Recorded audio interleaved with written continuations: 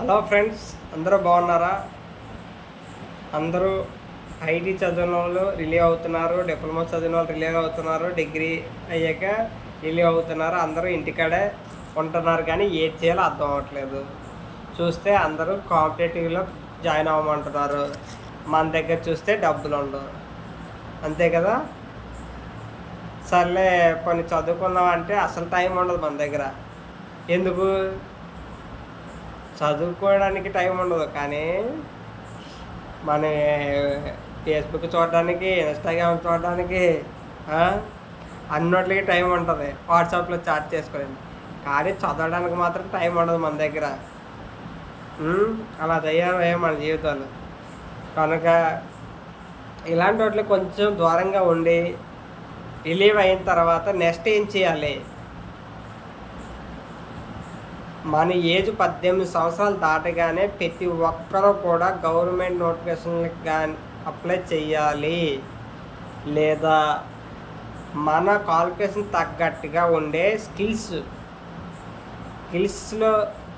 మన యొక్క స్కిల్స్ అనేవి డెవలప్ చేసుకోవాలి. మనం ఈరోజు మనకి కంప్యూటర్ నేర్చుకోవాలని ఉందనుకోండి, మన కోర్స్ కాకపోయినా నేర్చుకుంటే ఆ స్కిల్ ఈరోజు కాకపోయినా రేపొద్దునైనా అది ఉపయోగపడుతుంది. అలాగే మనకి తెలియని బోల్డ్ ఆపర్చునిటీస్ ఉంటాయి.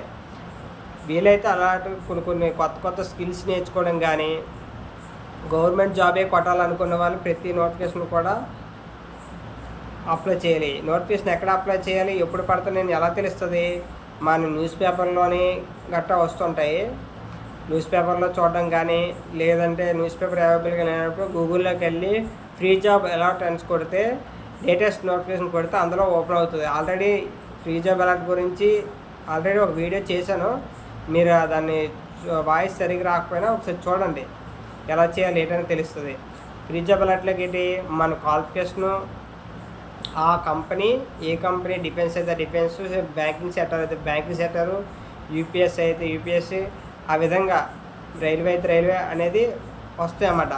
అందులో వచ్చినప్పుడు ఏంటి, మనకి ఎందులోనైతే మనకి ఇప్పుడు 10th అనుకోండి, 10th మనకు 10th వరకు చదువుకున్నాం అనుకోండి, 10th వరకు క్వాలిఫికేషన్స్ ఏటేటి ఉన్నాయో అవన్నీ అప్లై చేయాలంటే ముందుగా మనకి ఓబీసీ అనేది చాలా ముఖ్యంగా ఓబీసీ ఉండాలి.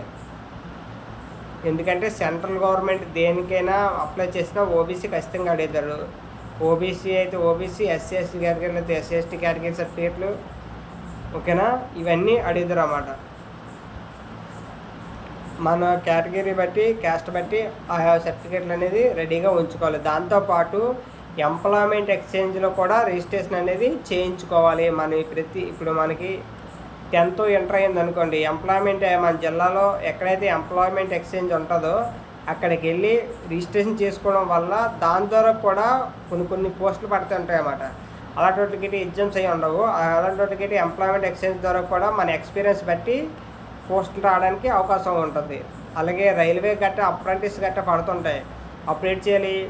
ఆ అప్రెంటిస్కి నోటిఫికేషన్ పడినప్పుడు అప్లై చేయాలి. రైల్వేలో ఒకసారి అప్రెంటిస్ చేస్తే మన జాబు ఎప్పటికైనా వస్తుంది, మన చేతిలో ఉన్నట్టే నాకు నమ్మకం అన్నమాట.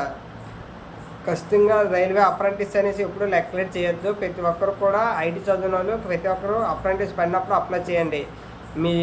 మీ మార్క్స్ 500 దాటిగానే ఉంటాయి 10thలోని, ఖచ్చితంగా రావడానికి ఛాన్స్ అయితే ఉంటుంది, ఓకేనా? అలాంటి చాలా ఆపర్చునిటీస్ ఉంటాయన్నమాట.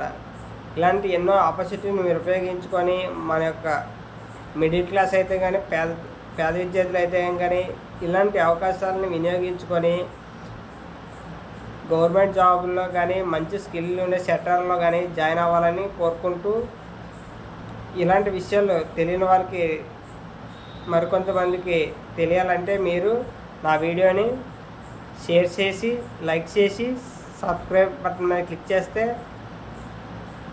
ద్వారా మరియు గంట సింబల్ మీద క్లిక్ చేస్తే మరిన్ని వీడియోలు నోటిఫికేషన్ ద్వారా వస్తాయి అన్నమాట. Okay friends, all the best. Relieve అయిన ప్రతి ఒక్క స్టూడెంట్స్కి నెక్స్ట్ ఫ్యూచర్ గురించి ఖచ్చితంగా ఆలోచించండి.